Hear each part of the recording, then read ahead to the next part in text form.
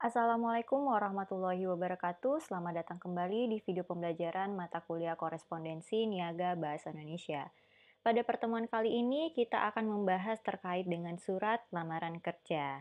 Jadi mungkin pembahasan ini menjadi pembahasan yang akan banyak disenangi teman-teman mahasiswa apalagi yang sedang dan akan mencari pekerjaan. Seperti kita ketahui, surat lamaran pekerjaan merupakan surat yang dibuat oleh seorang yang akan melamar sebuah pekerjaan atau biasa kita sebut dengan para job seeker.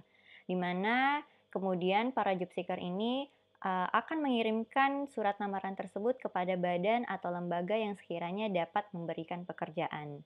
Surat lamaran pekerjaan itu biasanya dibuat berdasarkan atas inisiatif sendiri karena memang kita ingin mencari pekerjaan atau karena adanya informasi lowongan dari saudara, teman, atau kenalan, atau bisa saja berdasarkan informasi yang beredar dari iklan internet dan lain-lain. Terdapat dua model surat lamaran pekerjaan yang biasa kita temui, yakni surat lamaran yang digabung dengan riwayat pekerjaan atau CV, dan ada pula surat lamaran pekerjaan yang dibuat secara terpisah dengan riwayat pekerjaan. Jadi pada dasarnya setiap perusahaan itu memiliki penilaian tertentu terkait urusan administrasi seperti surat lamaran beserta CV ini. Namun ada beberapa hal umum yang sebaiknya diperhatikan untuk kita sebagai pelamar dalam membuat surat lamaran pekerjaan. Adapun syarat-syarat lamaran pekerjaan itu diantaranya, yang pertama, untuk poin pertama ini sepertinya sudah sangat jarang digunakan di era modern saat ini, di mana kan pembuatan berbagai dokumen sudah dibantu dengan sebuah perangkat yang bernama komputer. Namun ketika memang diharuskan membuat dengan tulisan tangan, maka sebaiknya ditulis sendiri di atas kertas yang berkualitas baik, tidak boleh timbal balik dan tidak harus memakai kertas bergaris.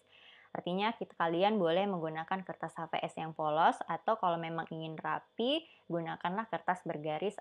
Yang kedua, yakni surat lamaran yang diketik hendaklah diketik dengan kertas yang bagus kualitasnya. Minimal gunakan HVS dengan berat 60 gram. Lalu pengetikannya itu gunakan jarak 1,5 spasi, jadi tidak terlalu jauh ataupun tidak terlalu dekat. Lalu menggunakan huruf yang mudah dibaca seperti Times New Roman atau Arial. Yang ketiga, pada prinsipnya surat lamaran tidak perlu dibubuhi materai, jadi cukup sertakan tanda tangan kalian saja. Yang keempat, yakni penampilan surat lamaran harus bebas dari coretan atau koreksian. Jadi sebelum kalian ngeprint surat lamarannya, pastikan tidak ada typo ataupun tidak ada kesalahan penulis. Lalu selanjutnya, isi surat lamaran harus menggambarkan sikap optimistis bahwa kalian sebagai pelamar akan mampu bekerja dengan baik. Jangan terlalu merendahkan atau jangan terlalu dibuat-buat surat lamarannya. Cukup kemukakan dengan jujur. Oke, selanjutnya adalah riwayat hidup, di mana berkas ini merupakan catatan singkat tentang gambaran diri seseorang. Riwayat hidup ini berguna untuk merefleksikan gambaran kemampuan dan kualifikasi seseorang. Pada umumnya, daftar riwayat hidup itu berisi yang namanya pertama data pribadi. Dalam mengisi data pribadi, harap disesuaikan terlebih dahulu dengan perusahaan yang dilamar. Apakah membutuhkan data diri yang detail atau hanya sebatas nama, tanggal lahir, jenis kelamin, nomor HP, serta alamat emailnya kalian. Yang kedua, pendidikan, di mana kalian bisa memasukkan informasi pendidikan formal maupun informal yang pernah kalian ikuti. Untuk penulisan riwayat pendidikan, urutan penulisannya sebaiknya dimulai dari pendidikan yang terendah hingga ke jenjang yang lebih tinggi.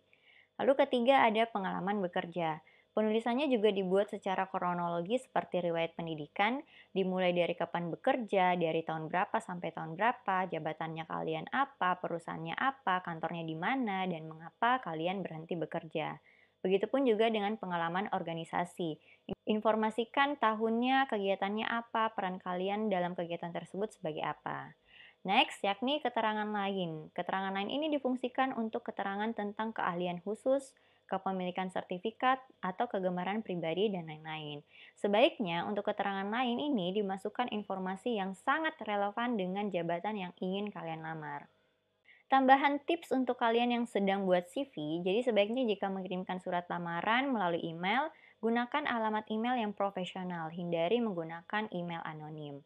Yang kedua, yakni cantumkan skill yang berkaitan untuk menjadi nilai tambah bagi kalian. Lalu cantumkan pengalaman bekerja termasuk magang yang pernah kalian lakukan Dan tentunya gunakan bahasa yang baik dan tidak berlebihan. Jangan membuat keterangan palsu dalam melamar pekerjaan. Oke, itulah sedikit terkait surat lamaran pekerjaan dan daftar riwayat hidup. Terima kasih banyak buat teman-teman yang sudah menyaksikan video ini. Sampai bertemu di video pembelajaran berikutnya. Assalamualaikum warahmatullahi wabarakatuh. Terima kasih.